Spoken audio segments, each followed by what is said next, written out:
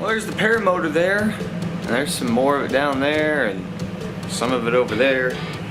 What the f did I do? Broke it. Dan was here with the paramotor stuff. We went to go flying, and this was the first problem I ran into. I actually broke the pull starter on there. It's broke. That's broken right there, you hear that? My pull start's done, dude. When I told the guys at Blackhawk, they told me, they said, no big deal, we'll send you a new one. They said it's probably just a defect back product. Apparently this is the same pull start they use on engines that are like twice this size, so. Yeah, I think, I was looking at it, I think it's just something that wasn't hitting right in there. So that's cool, but to do the entire pull start, you gotta pull the motor off. And there's the new pull start put on there. You gotta pull that off, pull these motor mounts off.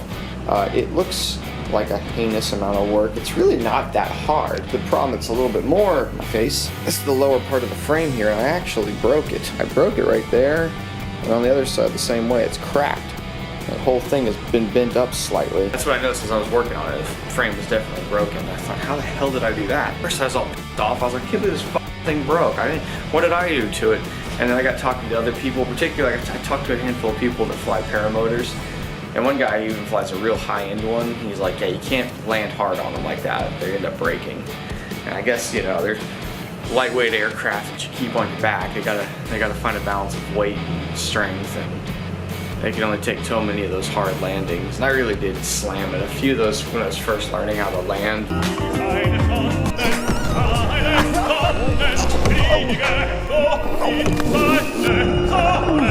Oh God. I've flown like 14, 15 times. I've really only started coming down decently the last few times. The last one, which I didn't get on camera, was a great landing. I swear it was. You just gotta take my word for it. But I didn't catch that one on film. So anyway, what are we doing today though? What's that whole point of that? So the thing is, oh God.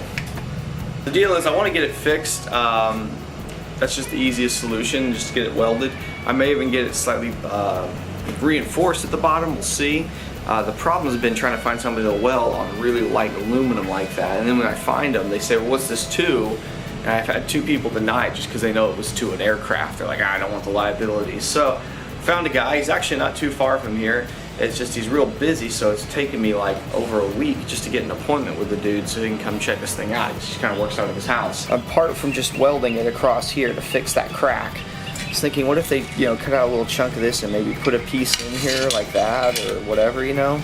Whatever he thinks is best. I'll ask him. Look at this thing. Let's get over there and see if this guy can fix this thing. It's funny though, when I was talking to this guy, he said, told him what I was doing and what I flew and wanted to get worked on. And he goes, oh yeah, he goes, you've probably flown over my house before. I see those things all the time. I started thinking about the last video I made flying.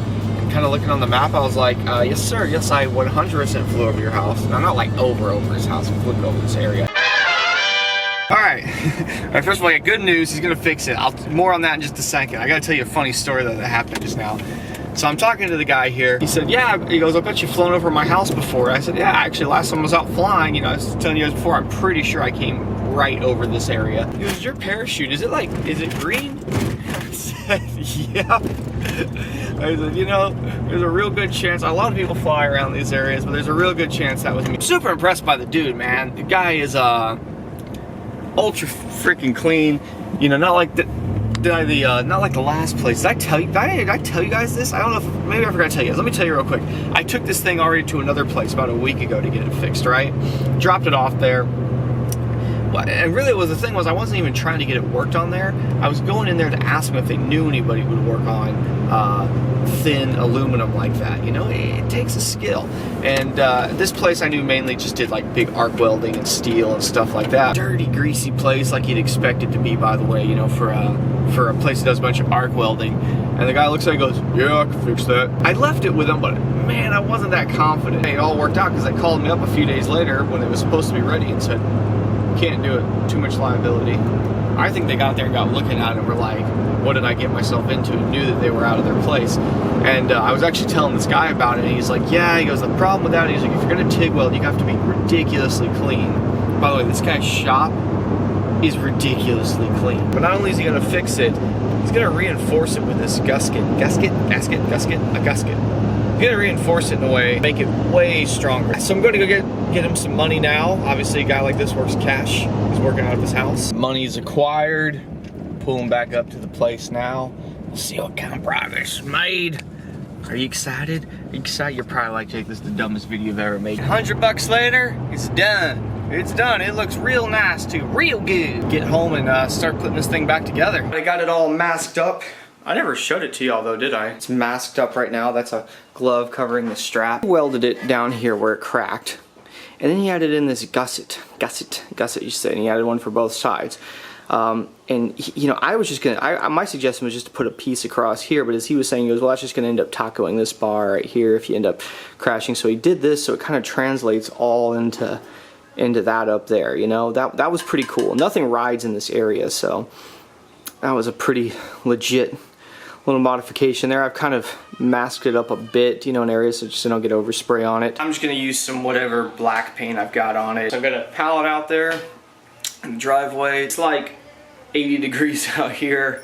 Humidity's not too bad right now. I'm gonna clean this up again with a little bit of alcohol, and then I'm gonna hit it up with some of this paint. Probably throw 3 or 4 coats on. And I'm gonna get to that now, and I'm not gonna film it because you know what? I don't know where the whole tripod is. I'm using a monopod. I don't know where I did the tripod. Now, the first few coats I put on there were just flat black. It has about the same sort of finish as a grill. I was looking through my stuff and I found a few cans of clear transparent. I'm gonna put a handful more coats on there and kind of see how they dry up. Good news is I found my tripod an hour since I painted this thing, and I think it actually, from what I can see right here, it looks pretty good. You can definitely, you know, see a line there, of course, where we painted and we didn't paint. I actually thought about maybe trying to find a can of silver, hold it way back, and yeah, it would have been hard though to recreate that. Look at it from back here and tell me that this thing is modified. You really got to get it right there and look. You can kind of see these barriers, but at a glance, this thing just looks good. Time to start putting this thing together. I put it on backwards. Just edit that out.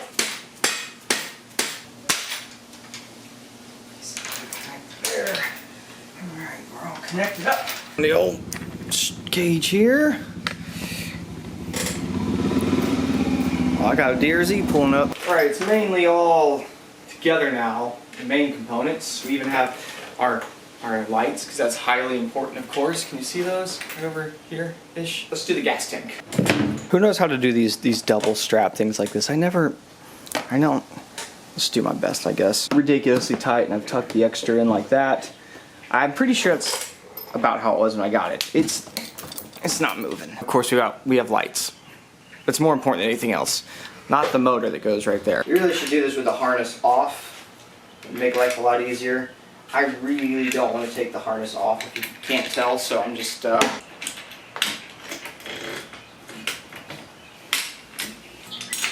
motor, it's on. Let's pull this off. I was real proud of this at the time. I had to cover up the throttle body there. I used a glove. Thought that was smart. Put the Star Trek logo on there. Get those from Ian 187. Actually, he might not sell those because there's probably a whole copyright thing. CBS is kind of crazy. Right, good, grand. It's time for the prop.